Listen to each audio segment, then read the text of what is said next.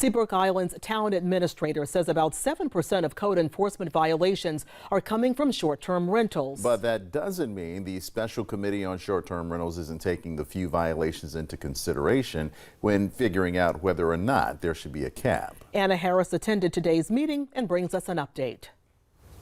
The Seabrook Island Special Committee on Short-Term Rentals has heard over 450 comments that show how divided the island really is over whether or not to cap the number or push any more enforcement. There probably should be better enforcement of our rules, nuisance type rules on the island, more understandable enforcement, things of that nature. The process is working.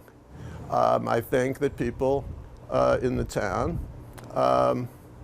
need to be a little patient. Members of the code enforcement team presented their findings over the last 9 months of alleged and identified violations during today's meeting. Only 7% of the identified coming from STRs. However, the town administrator says some of the nuisance violations could overlap.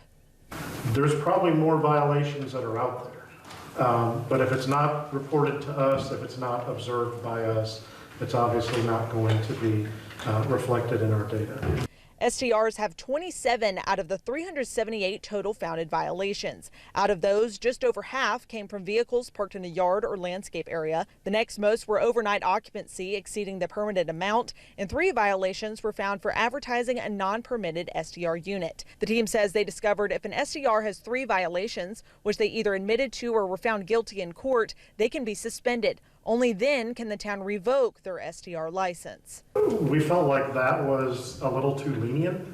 A couple instances where we thought it would be more appropriate to be able to take more dramatic action earlier.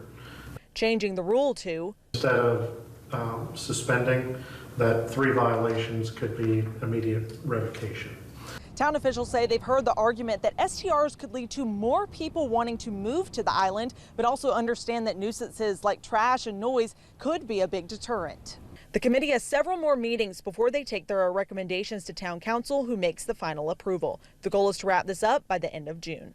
That even if it isn't what each Seabrooker hoped for, it will at least be a result that they perceive was reached in a fair way. On Seabrook Island, Anna Harris, Live 5 News.